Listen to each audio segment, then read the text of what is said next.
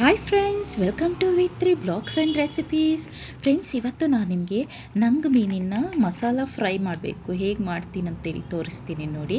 ಫಸ್ಟಿಗೆ ಇಲ್ಲಿ ನಾನು ಮೀನನ್ನ ಚೆನ್ನಾಗಿ ತೊಳೆದು ಇದಕ್ಕೆ ಉಪ್ಪನ್ನು ಹಾಕ್ಕೊಳ್ತಾ ಇದ್ದೀನಿ. ಎರಡು ಸೈಡು ಚೆನ್ನಾಗಿ ಉಪ್ಪನ್ನು ಹಾಕ್ಕೊಳ್ಬೇಕು. ಇದು 10 ನಿಮಿಷ ನೀವು ಸೈಡಲ್ಲಿ ಎತ್ತಿಡಬೇಕು.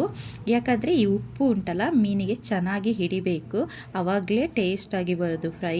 ಇವಾಗ ಇದನ್ನು ಸೈಡಲ್ಲಿ ಎತ್ತಿಡೋಣ. ಇವಾಗ ನಾನು ಒಂದು 20 ಬ್ಯಾಡಗಿ ಮೆಣಸನ್ನು ತಗೊಂಡಿದ್ದೀನಿ. ಇದನ್ನು ನಾನಿವಾಗ ಬಿಸಿ ನೀರಲ್ಲಿ ನೆನೆ ಹಾಕಿ ಇಡ್ತೀನಿ. ಈ ನೆನೆ ಹಾಕೋದ್ರಿಂದ ನಿಮಗೆ ಮಸಾಲ ಕಲರು ಚೆನ್ನಾಗಿ ಬರುತ್ತೆ. ಮತ್ತು ನಾವು ಫ್ರೈ ಮಾಡಿಕೊಂಡು ಒಂದು ಸಾರಿ ನೆನೆ ಹಾಕಿದರೆ ಅದರಲ್ಲಿ ಏನಾದರೂ ಗಲೀಜಿದ್ದರೆ ಕೊಳೆ ಇದ್ದರೆ ಅದು ಹೋಗುತ್ತೆ. ಚೆನ್ನಾಗಿ ತೊಳೆದು ಹಾಕಬೇಕು. ಇವಾಗ ನಾನು ಮಿಕ್ಸಿ ಜಾರನ್ನ ತಗೊಳ್ತೀನಿ. ಮಿಕ್ಸಿ ಜಾರಿಗೆ ಈ ಒಣ ಮೆಣಸನ್ನು ಹಾಕ್ಕೊಳ್ಬೇಕು. ಎಲ್ಲ ಮೆಣಸನ್ನು ನಾನಿವಾಗ ಚೆನ್ನಾಗಿ ತೊಳೆದು ಹಾಕ್ತಾಯಿದ್ದೀನಿ. ಇವಾಗ ಇದಕ್ಕೆ 3-4 ಸ್ಪೂನ್ ಆಗುವಷ್ಟು ಕೊತ್ತಂಬರಿನ ಹಾಕ್ತಾಯಿದ್ದೀನಿ. ನಾನೆಲ್ಲ ಮಸಾಲನೂ ಹುರಿದಿಟ್ಕೊಂಡೇ ಹಾಕ್ತಾ ಇರೋದು. ನಂತರ ಇದಕ್ಕೆ 1 ಚಮಚ ಆಗುವಷ್ಟು ಕಾಳು ಮೆಣಸನ್ನು ಹಾಕ್ತಾಯಿದ್ದೀನಿ.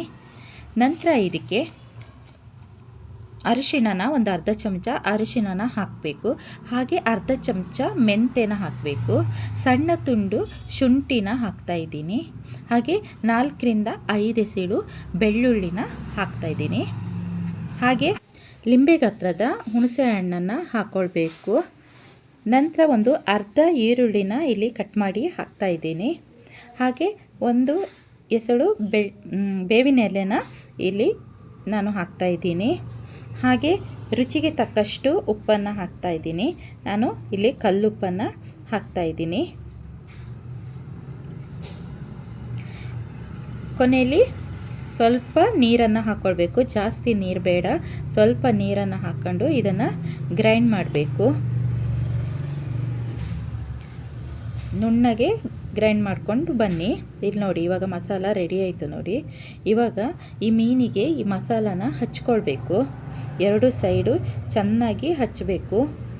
ಎಲ್ಲ ಕಡೆ ಮಸಾಲ ಹಿಡಿಬೇಕು, ಆ ಥರ ಹಚ್ಕೊಳ್ಳಿ.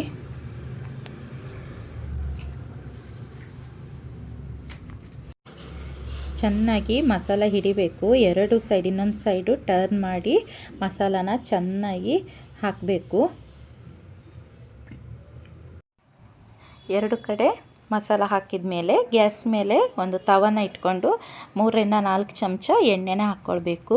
ಎಣ್ಣೆನ ಹಾಕ್ಕೊಂಡು ಮೀನನ್ನು ಫ್ರೈ ಮಾಡಬೇಕು. ಮೀನು ನೋಡಿ ತುಂಬ ದೊಡ್ಡದಾಗಿದೆ, ತವ ಚಿಕ್ಕದಾಯಿತು. ಅದಕ್ಕೆ ಚೆನ್ನಾಗಿ ಮಸಾಲ ಎರಡು ಕಡೆ ಹಾಕಬೇಕು.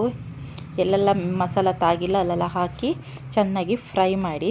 ಒಂದು ಸೈಡ್ ಫ್ರೈ ಆದ ನಂತರ ಮಗ್ಚಿ ಇನ್ನೊಂದು ಸೈಡು ಚೆನ್ನಾಗಿ ಫ್ರೈ ಮಾಡಿ. ಎರಡು ಸೈಡ್ ಚೆನ್ನಾಗಿ ಫ್ರೈ ಮಾಡ್ಕೊಳ್ಬೇಕು. ನಂತರ ಇದನ್ನು ಒಂದು ತಟ್ಟೆಗೆ ತೆಗೆದಿಟ್ಕೊಳ್ಳೋಣ. ತುಂಬ ಟೇಸ್ಟ್ ಆಗುತ್ತೆ ಫ್ರೆಂಡ್ಸ್, ಒಮ್ಮೆ ಈ ಥರ ಟ್ರೈ ಮಾಡಿ. ಇವಾಗ ಅದೇ ತವಕ್ಕೆ ಒಂದು 3-4 ಚಮಚ ಎಣ್ಣೆನ ಹಾಕ್ಕೊಳ್ಳಿ. ಎಣ್ಣೆ ಹಾಕ್ಕೊಂಡು ಸ್ವಲ್ಪ ಬೇವಿನ ಸೊಪ್ಪನ್ನು ಹಾಕಿ. ಈ ಬೇವಿನ ಸೊಪ್ಪು ಹಾಕೋದ್ರಿಂದ ಉಂಟಲ್ಲ ಮಸಾಲಕ್ಕೆ ಸ್ಮೆಲ್ ಉಂಟಲ್ಲ ತುಂಬ ಚೆನ್ನಾಗಿ ಬರುತ್ತೆ. ಹಾಗಾಗಿ ಬೇವಿನ ಸೊಪ್ಪನ್ನು ಹಾಕ್ತಾಯಿದ್ದೀನಿ. ಹಾಗೆ ಒಂದು ಈರುಳ್ಳಿನ ನಾನು ಸಣ್ಣದಾಗಿ ಹೆಚ್ಕೊಂಡಿದ್ದೀನಿ, ಅದನ್ನು ಕೂಡ ಇವಾಗ ಹಾಕ್ತಾಯಿದ್ದೀನಿ. ಈರುಳ್ಳಿನ ಹಾಕಬೇಕು. ಇದು ಚೆನ್ನಾಗಿ ಫ್ರೈ ಆಗಬೇಕು. ಗೋಲ್ಡನ್ ಬ್ರೌನ್ ಬರೋ ತನಕ ಇದನ್ನು ಚೆನ್ನಾಗಿ ಫ್ರೈ ಮಾಡೋಣ. ಇವಾಗ ಫ್ರೈ ಆಯಿತು ನೋಡಿ. ಇವಾಗ ಮಸಾಲಕ್ಕೆ ಸ್ವಲ್ಪ ನೀರನ್ನು ಹಾಕ್ಕೊಂಡು ತೆಳು ಮಾಡಿಕೊಂಡು ಇವಾಗ ನಾವು ಮಸಾಲಾನ ಹಾಕ್ಕೊಳ್ಬೇಕು. 1 ನಿಮಿಷ ಮಸಾಲಾನ ಚೆನ್ನಾಗಿ ಫ್ರೈ ಮಾಡಬೇಕು. ಹಸಿ ವಾಸನೆ ಎಲ್ಲ ಹೋಗೋ ತನಕ ಫ್ರೈ ಮಾಡ್ಕೊಳ್ಬೇಕು.